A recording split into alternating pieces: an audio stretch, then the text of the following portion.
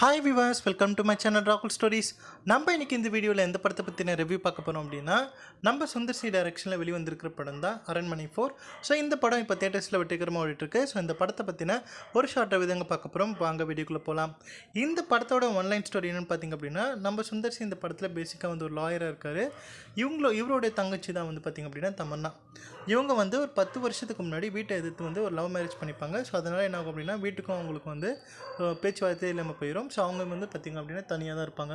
அது அவங்களுடைய ஹஸ்பண்ட், அதுக்கப்புறம் அவங்களுடைய 2 குழந்தைங்க அப்படின்னு சொல்லிட்டு இருப்பாங்க. அது ஒரு பொண்ணு ஒரு பையன் அப்படின்னு சொல்லிட்டு இருப்பாங்க.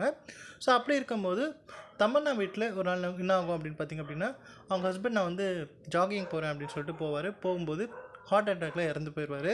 ஸோ இந்த நியூஸை கேட்ட தமன்னா என்ன பண்ணுவாங்க அப்படின்னா, ஷாக்கில் என் ஹஸ்பண்ட் இல்லாத உலகத்தில் நானும் இருக்க மாட்டேன் அப்படின்னு சொல்லிட்டு தூக்குமாட்டி இறந்து போயிடுவாங்க.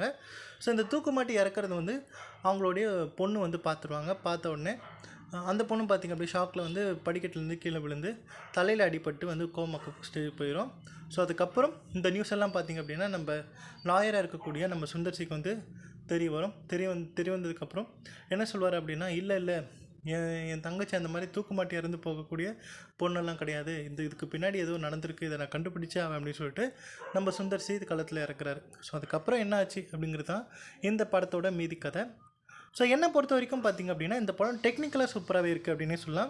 ஸோ இதுக்கு முன்னாடி அந்த 3 பார்ட்டை விட இந்த படம் சூப்பராகவே இருக்குது. அதாவது தேவையான இடத்துல தான் விஎஃப்எக்ஸ் அப்படிங்கிற ஒரு விஷயம் பண்ணியிருக்காங்க. அந்த பயமுறுத்துகிற விஷயங்களாக இருக்கட்டும், அந்த ஜம்ப் ஸ்கேர்ஸ் பயன்படுத்தக்கூடிய அந்த விஷயங்களாக இருக்கட்டும் நல்லாவே பண்ணியிருக்காங்க. ஸோ ரொம்ப ஓவர் டோசேஜ் ஆகாமல் ஒரு நல்ல ஒரு லிமிட்டடாக பண்ணியிருக்காங்கன்னே சொல்லலாம். மற்றபடி இந்த ஸ்டோரி டெல்லிங்கில் பார்த்திங்க அப்படின்னா சுத்தமாக எதுவுமே நல்லா இல்லைன்னு சொல்லுவேன். ஸ்டோரி பேஸ்ட் ஆன் ஸ்டோரி பார்த்திங்க அப்படின்னா சுத்தமாக எதுவுமே நல்லா இல்லை. ஸ்டோரி வைஸ் பார்த்திங்க அப்படின்னா ரொம்ப ஒரு யூஸ்ஃபுல்லான ஒரு கதை தான். அதாவது ஏதோ ஒரு ரீசன், ஸோ எப்படியோ ஒரு பேய் வந்துடுது, அதுக்கப்புறம் அதே மாதிரியான ஒரு விஷயங்கள். இன்னொரு விஷயம் என்ன அப்படின்னு பார்த்திங்க அப்படின்னா, இந்த படத்தில் அந்த பேய் ஒரு உடம்புலேருந்து இன்னொரு உடம்புக்கு ஒரு ட்ரான்ஸ்ஃபார்ம் ஆகக்கூடிய அந்த விஷயம்தான்.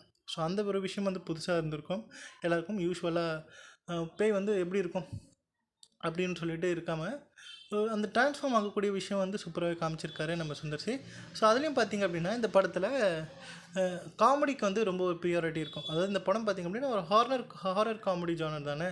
பட் இந்த ஹாரர் காமெடி அப்படிங்கிறது காமெடி சுத்தமாக ஒர்க் அவுட் ஆகலையோ அப்படிங்கிற மாதிரி தோணுச்சு. ஏன்னா இந்த படத்தில் ஈவன் பார்த்திங்க அப்படின்னா, இதில் நடிச்சிருக்க எல்லாருமே ஒரு மிகப்பெரிய காமெடி ஆக்டர்ஸ் தான். லைக் கோவை சர்லா இருக்கட்டும், அதுக்கப்புறம் நம்ம யோகி பாபா இருக்கட்டும், விடிவி கணேஷாக இருக்கட்டும், ஏன் நம்ம டெல்லி கணேஷ் கூட ஒரு மிகப்பெரிய ஒரு காமெடி ஆக்டர் தான். பட் இந்த படத்தில் அந்த அவங்களுக்கு கொடுக்கப்பட்டிருக்கிற அந்த கேரக்டர்ஸ்க்கு அந்த அளவுக்கு வெயிட்டேஜ் கொடுக்கலையோ அப்படிங்கிற மாதிரி தோணுச்சு. ஸோ எந்த இடத்துலையுமே காமெடி அப்படின்னு சொல்லிட்டு பெருசாக எழுதலையோ அப்படிங்கிற மாதிரி தோணுச்சு. ஏன்னா ஒர்க் அவுட்டே ஆகலை. அவங்களும் ஏதோ பண்ணிகிட்ருக்காங்க, நமக்கு ஏதோ இன்னும் அது எப்படி இருக்குது அப்படிங்கிற மாதிரி தான் இருக்குது. ஸோ எந்த இடத்துலையும் காமெடி அப்படிங்கிறது சுத்தமாகவே வரல.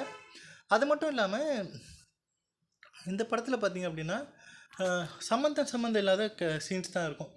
ஒரு சீரியஸாக ஒரு சீனை கொண்டு போயிருப்பாங்க, உடனே பார்த்திங்க அப்படின்னா கட் பண்ணிவிட்டு நாங்கள் காமெடி பண்ணுறோம் அப்படின்னு சொல்லிட்டு அப்பப்போ நம்மளுக்கு ஞாபகப்படுத்துகிறாங்களாமா. அதாவது இந்த படம் பார்த்திங்க அப்படின்னா ஒரு காமெடி ஹாரர் ஜானர், நாங்கள் காமெடி பண்ணி தான் அப்படின்னு சொல்லிட்டு யோகி பாபும் அவங்க கோவி சர்லா அப்படின்னு சொல்லிட்டு அவங்களாம் காமெடி பண்ணுறோம் அப்படின்னு சொல்லிட்டு சில விஷயங்கள் பண்ணுறாங்க. பட் நமக்கு சுத்தமாக சிரிப்பே வரல. ஸோ மொத்தத்தில் பார்த்திங்க அப்படின்னா இந்த படம் ரொம்பவே ஆவரேஜான ஒரு படம் தான் சொல்லுவேன். ஸோ ஹாரர் காமெடி ஜானரில் ஹாரர் எதுவும் கொஞ்சம் அங்கே இருக்குது, பட் காமெடி சுத்தமாக கிடையாது.